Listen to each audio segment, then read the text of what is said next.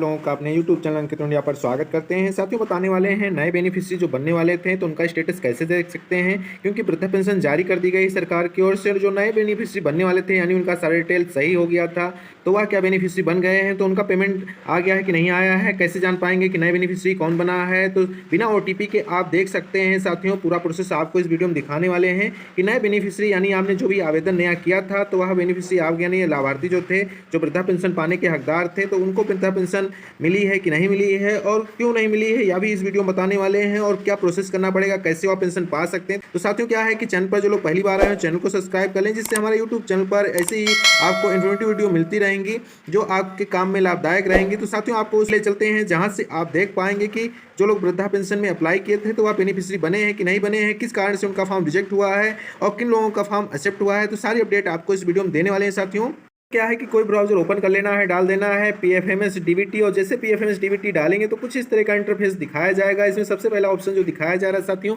यहाँ पर देख पाएंगे कुछ इस तरह का यहाँ पे वेबसाइट दिखाया जा रहा है pfms.nic.in। और यहाँ पर क्या है, DBT status of beneficiary and payment details beta version 1.0। तो इसी पर क्या है, आपको क्लिक करना रहेगा। और यहाँ पर जैसे साथियों क्लिक करेंगे तो आपके सामने कुछ इस तरह का इंटरफेस ओपन हो जाएगा। तो यहाँ पर डायरेक्ट इस लिंक पे आ जाएंगे तो DBT status beneficiary and payment details यहाँ पर आपको देखने को मिल जाएंगी। तो यहाँ पर साथियों क्या है कि यहाँ पर एक ऑप्शन आपको दिखाया जा रहा होगा कैटेगरी का। तो कैटेगरी वाले ऑप्शन पे क्या है, आपको साथियों यहाँ क्लिक करना रहेगा। जैसे कि यहाँ साथियों देख पा रहे होंगे, यहाँ सेलेक्ट करना है। तो यहाँ NPS, PM किसान, नरेगा, पहल, तो यहाँ जो भी DBT के माध्यम से सरकार की ओर से जो पेमेंट ट्रांसफर किए जाते हैं वो सारी स्कीम आपको यहाँ साथियों देखने को मिल जाएंगी। तो यहाँ पर कौन सा ऑप्शन आपको सिलेक्ट करना है, तो यहाँ साथियों बताने वाले हैं कि यहाँ पर एनी अदर एक्सटर्नल सिस्टम, तो इसी को क्या है आपको यहाँ सिलेक्ट करना रहेगा। और जैसे यहाँ सिलेक्ट करेंगे तो यहाँ पर DBT स्टेटस और पेमेंट, यहाँ दो ऑप्शन दिखाए जा रहे हैं। यानी जिन लोगों का डाटा फीड और पेमेंट नहीं आया था उनको क्या है कि आपको इस पर क्लिक करना रहेगा। जो यहाँ बेनिफिशियरी वैलिडेशन का ऑप्शन दिखाया जा रहा है, और जिन लोगों को पेमेंट जारी कर दिया गया है तो पेमेंट का ऑप्शन जो यहाँ क्लिक करेंगे तो उनको स्टेटस दिखाया जाएगा। और पेमेंट जारी नहीं किया गया होगा तो उनके क्या है, नॉट फाउंड दिखाएगा, यानी रिकॉर्ड नहीं है, ऐसा को दिखाया जाएगा। तो साथियों क्या है कि यहाँ पर पेमेंट वाला स्टेटस जो दिखाया जा रहा है इसी को हम सेलेक्ट कर लेते हैं। फिर इंटर एप्लीकेशन ID नंबर यहाँ आपको साथियों बताने वाले हैं कि यहाँ पर आपको क्या डालना है कि यहाँ पर जो भी आवेदन क्रमांक है यानी पेंशन जो आप अप्लाई किए थे और उसका जो नंबर यानी रजिस्ट्रेशन नंबर है उसको यहाँ फिल करना रहेगा। फिर यहाँ साथियों क्या है, कैप्चा कोड दिखाया जा रहा है, कैप्चा कोड को इस बॉक्स में डाल देना है। फिर यहाँ सर्च का एक ऑप्शन दिखाया जा रहा है, फिर आपको सर्च कर लेना है। तो यह चीज़ें आपको साथियों अपना खुद करनी रहेंगी। यहाँ पर क्या है कि हम यहाँ पर यह चीज़ें डाल देते हैं, फिर सर्च कर लेते हैं। जैसे साथियों यहाँ सारी डिटेल को आप क्या है फिल कर देते हैं, तो यहाँ सर्च का जो ऑप्शन दिखाया जा रहा है सर्च कर लेना है। और सर्च करेंगे तो आपके सामने क्या है, अगला इंटरफेस ओपन होकर आ जाएगा। जैसे कि साथियों यहाँ देख पा रहे होंगे पेमेंट डिटेल, यानी यहाँ पर इनका नाम क्या है, तो बेनिफिशियरी का आपको नाम यहाँ देखने को मिल जाएगा। साथियों यहाँ पर जैसे इनका नाम शो किया जा रहा है, एप्लीकेशन ID नंबर दिया जा रहा है, फिर यहाँ पर किस स्कीम के अंतर्गत उसका कोड क्या है, फिर यहाँ एजेंसी कोड भी दिखाया जा रहा है, बेनिफिशियरी कोड दिखाया जा रहा है, उनके आधार के 4 नंबर दिखाए जा रहे हैं, यहाँ अमाउंट दिखाया जा रहा है, कितना अमाउंट उनका बना है, कब ट्रांसफर होना है। तो यह सारी चीज़ें आप साथियों यहाँ से देख सकते हैं।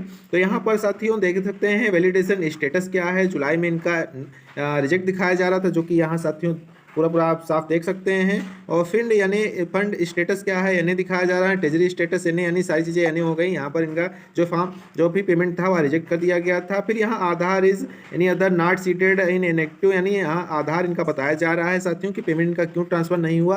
तो इसलिए पेमेंट इनका ट्रांसफर नहीं हुआ कि इनका आधार जो है बैंक अकाउंट से लिंक नहीं था, उसी वजह से इनका पेमेंट ट्रांसफर नहीं हो पाया। फिर बाद में दोबारा फिर प्रयास किया गया कर्मचारियों की ओर से, तो फिर से इनका क्या है डाटा रिजेक्ट हो गया। और फिर क्या है कि फिर प्रोसेस करने के बाद इनका क्या है चीज़ें यहाँ पर देख सकते हैं साथियों कि कुछ चीज़ें सही हो गई। यहाँ पर UDI बेनिफिशियरी फाइल, तो यहाँ पर UDI does not belong to beneficiary UDID form beneficiary file. तो यहाँ देख सकते हैं beneficiary matched status of his here Aadhaar details solutions. तो यहाँ पर क्या है कि इनका जो है आधार जो है वह बैंक अकाउंट से लिंक हो गया है। यहाँ पर अमाउंट भी दिखाया जा रहा है, वैलिड डेट यहाँ दिखाया जा रहा है, यानी 31 अगस्त को क्या है कि चीज़ें इनकी वेरीफाई हो गई थी।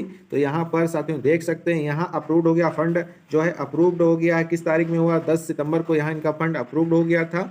और अप्रूव्ड होने के बाद साथियों यहाँ पर पेमेंट स्टेटस देख सकते हैं कि इनका पेमेंट स्टेटस डन हो गया है। यहाँ पेमेंट स्टेटस सक्सेसफुल दिखाया जा रहा है, यानी बैंक को क्या है कि 11 तारीख में पेमेंट इनका ट्रांसफ़र कर दिया गया है।